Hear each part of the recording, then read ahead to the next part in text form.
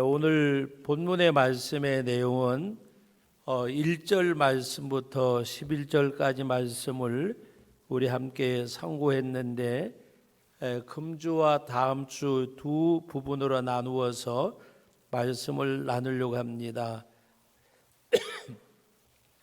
10절 말씀에 보면 그러므로 형제들아 더욱 힘써 너희 부르심과 택하심을 굳게 하라는 말씀이 있습니다. 그래서 이 말씀을 제목 삼아서 부르심과 택하심을 굳게 하라는 말씀으로 함께 말씀을 나누려고 합니다.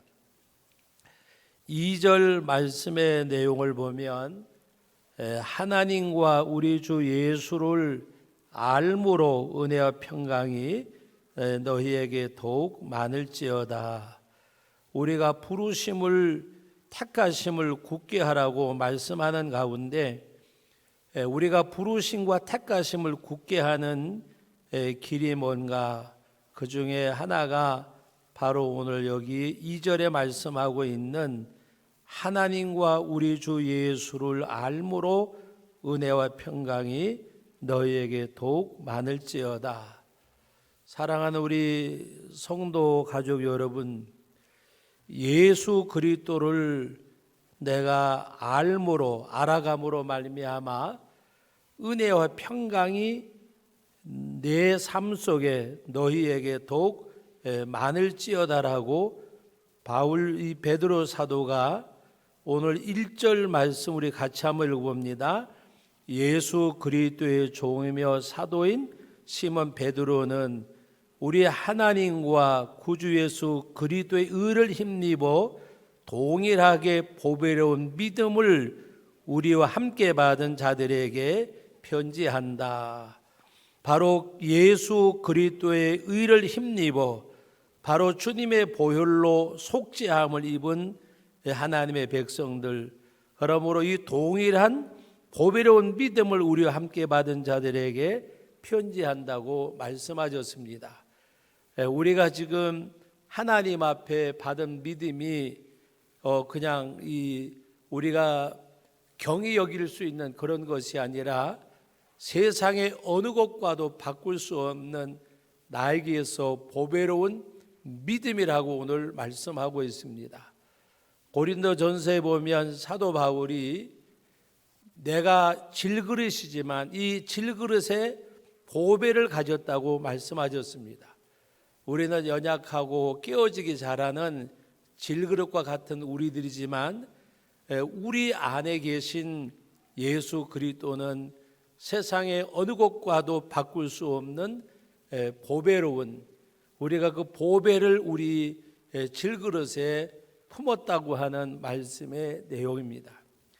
여기서 사도 바울은 동일한 믿음을, 이 동일한 믿음인데 이 동일한 보배로운 믿음을 우리와 함께 받은 자들에게 이 말씀을 준다는 말씀입니다. 그러면서 하시는 말씀이 하나님과 우리 주 예수를 알므로라고 말씀을 하셨습니다. 여러분, 예수님을 내가 얼마나 아느냐? 디모데전서 1장 15절 말씀에 보면 예수님을 알면 알수록 우리들에게 오는 것은 뭔가 하면은 내가 부정되어지는 것입니다. 바로 바울 사도가 디모데에게 하는 말씀 가운데 믿보다 모든 사람들이 받을 만한 이 말이요, 그리도 예수께서 죄인을 구하시려고 이 땅에 임하셨도다. 그리고 말씀하시는 내용이 내가 죄인 중에 괴수라 그랬습니다. 예수를 알면 알수록 내가 부정되어지는 것, 그리고 하나님의 은혜가 거기에서 시인되어지는 것. 요사이 우리가 새벽마다, 여러분들이 매일마다 신명기에 있는 말씀을 가지고 우리가 큐티를 하고 있습니다. 요사이 여러분들이 읽는 많은 내용 가운데 하나님의 역사하심과 인도하심을 말씀하고 있습니다. 그리고 그 하나님께서는 하나님 앞에 우리가 구원받은 것을 기념하고 하나님이 이 땅의 삶을 복주심을 즐거워하라고 말씀하고 있습니다. 오늘 저와 여러분들이 십자가의 의로 말미암아 그리스도의 의를 힘입어서 우리들에게 이 보배로운 믿음을 주셨다고 말씀을 하셨습니다. 바로 예수님을 알아가는 것, 주님을 알므로 말미암아 우리에게 은혜와 평강이 많이 있을 것이라고 말씀하셨습니다. 우리가 원하는 물질이나 명예나 권력이나 이런 것으로 채워지는 것이 아니라고 하는 것입니다. 우리에게 은혜와 평강이 어디서 오느냐? 바로 하나님께로부터. 그래서 사도 바울은 우리 주 예수 그리스도로 말미암아 너에게 평강이 있을지어다 하고 바울 쓰신 머릿말에 그같이 늘 고백하고 있습니다. 우리 주 예수 그리스도로 말미암아 너희에게 평강이 있을지어다. 여러분, 예수님을 알므로 말미암아 은혜와 평강이 너에게 더욱 많을지어다. 주님을 알아가는 그 삶이 우리 가운데 있어야 합니다. 어떤 사람이 하나님 앞에 헌신하고 주를 위해 살아가는가? 예수 그리스도를 아는 것만치 바로 하나님 앞에 자기 자신을 드릴 수밖에 없습니다.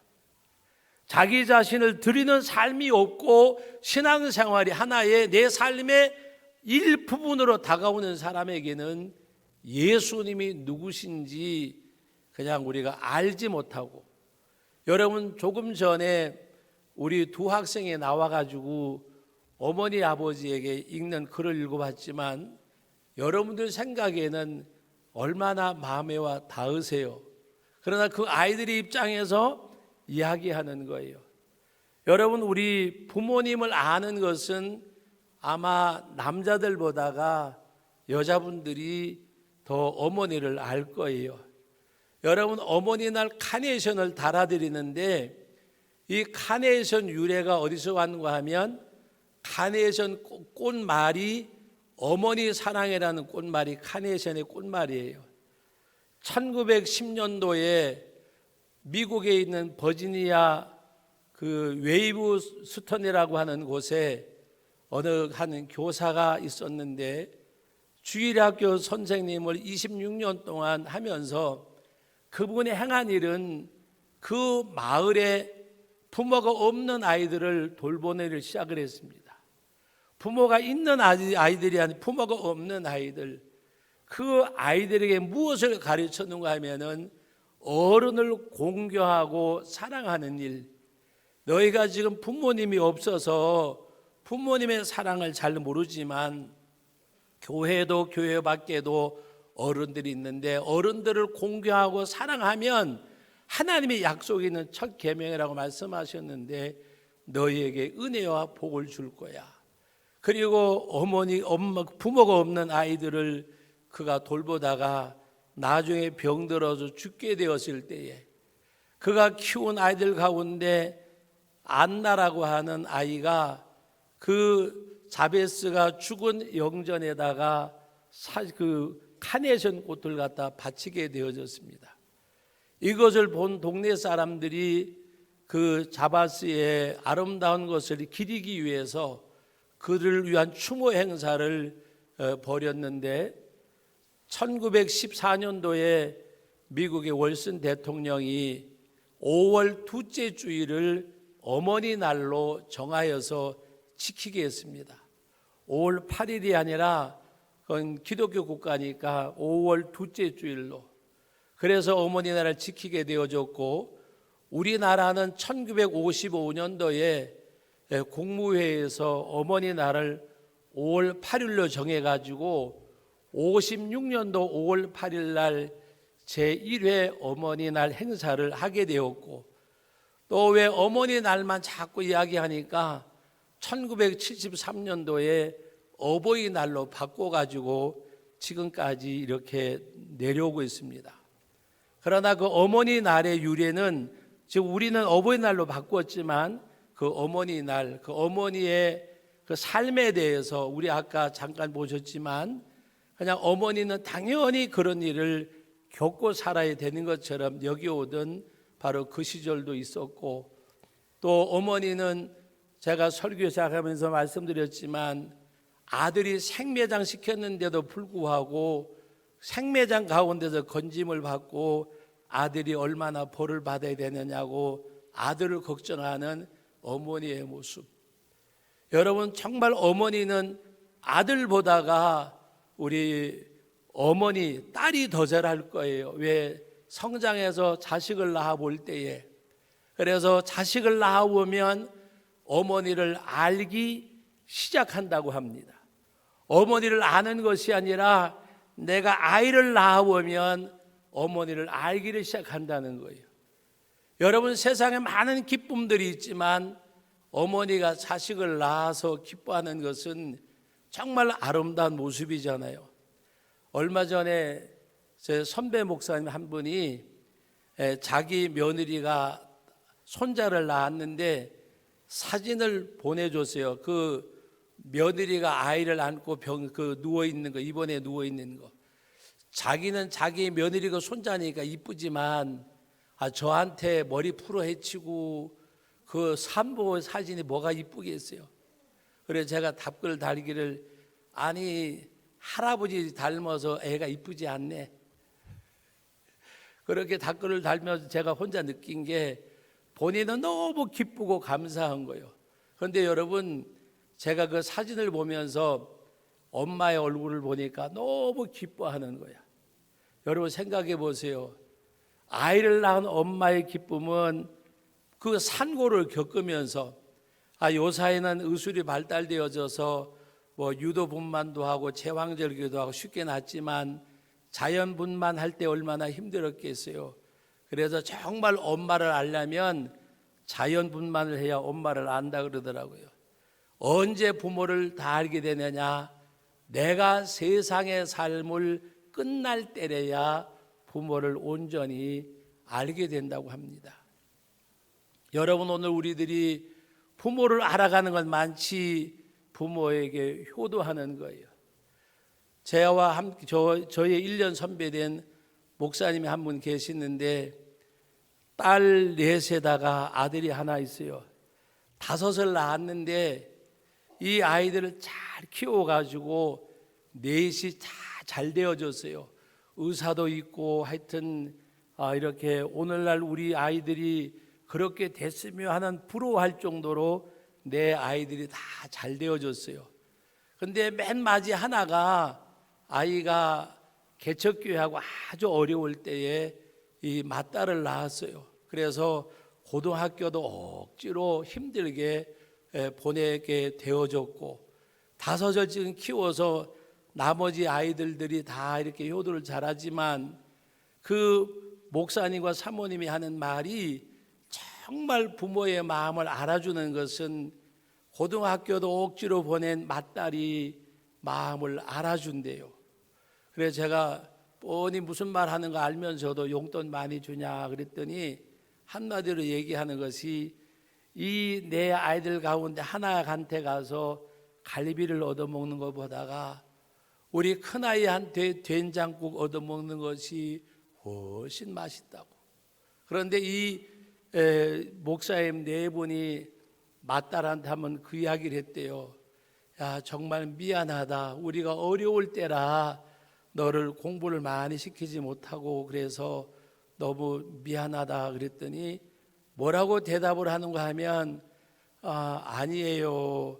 할 수 있을 때 하실 때에는 그냥 쉽게 하셨지만 할 수 없을 때, 하려고 할 때 못할 때에 얼마나 마음이 아프셨겠어요. 그러면서 하는 말이, 동생 넷보다가 엄마 아버지의 마음을 아프게 한 것은 오히려 제가 아프게 한 거잖아요. 지금도 미안하다고 말할 정도로 아프게 하는 자식이 우리잖아요. 그러면서 그 아딸하고 사이가 그렇게 이렇게 마음으로 효도한다고 이야기하면서 은근히 자랑을 하더라고요.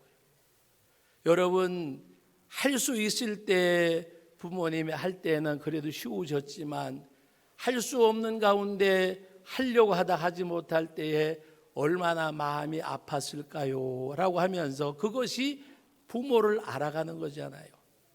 내 자식보다가 이 하나 오히려 어렵게 키운 이 자식이 부모에게 더 효도하는 것은 부모를 알아가기 때문에, 여러분, 하나님을 알아가는 것이 그와 같은 거예요. 하나님을 알아가는 것, 임마누엘로 이 땅에 오신 예수 그리스도, 십자가의 대속의 죽음을 죽으신 주님, 그 하나님을 알고 그 주님을 알면 우리는 하나님 앞에 어떠한 사람으로 바꾸어져 가야 되느냐. 오늘 4절 말씀을 다 같이 한번 읽어보겠습니다. 이로써 보배롭고 지극히 큰 약속을 우리에게 주사 이 약속으로 말미암아 너희가 정욕 때문에 세상에서 썩어질 것을 피하여 신성한 성품에 참여하는 자가 되게 하려 하셨느니라. 신성한 성품에 참여하는 자가 어떤 사람이냐? 하나님을, 주님을 알아가는 사람. 정욕 때문에 세상에 썩어질 것을 피하고 하나님 앞에 신성한 성품에 참여하는 사람, 세상을 향하여 쫓아가는 사람이 아니라 주님 가신 그 길을 걸어가기를 원하는 사람, 내 욕망을 이루는 사람이 아니라 하나님의 뜻을 이루고자 하는 그 사람, 하나님을 알아가는 것. 진정한 효자는 다른 거 아니에요. 부모를 알아가는 거예요. 얼마나 힘드셨을까, 얼마나 어려웠을까, 얼마나 마음 조였을까. 진정한 하나님의 사람들은 하나님을 알아가는 거예요. 주님이 무엇을 원하시는지, 주님이 무엇을 기뻐하시는지. 주님이 기뻐하시고 원하는 것이라고 하면 내 생명까지라도 드리는 사람들이 순교자예요. 나는 그 순교자는 되지 못할지라도 하나님의 마음을 아프게 하는 하나님의 일을 내가 온전히 순복하진 못하더라도 하나님의 일에 걸림돌 되어지는, 여러분, 오늘 우리들이 부모를 알아가는 여러분들이 되시고 하나님을 알아가는 여러분들이 되셔야 돼요. 하나님을 알아가는 사람. 오늘 어버이날인데 아이들이 이렇게 글을 읽을 거라고 했는데 어떤 분이 저에게 그런 얘기를 해요. 아니, 좀 젊은 세대 가운데 아이를 낳고 이렇게 기르는 아기 엄마가 좀 부모님한테 글을 쓰게 했으면 더 좋았을 텐데요, 그러더라고요. 그래서 내년에는 아기 엄마 보고 글 쓰라 그러려고 그래요. 아기를 낳아서 길러보니까 우리 엄마가 어떻게 고생했는지 자기가 경험하니까 알잖아요.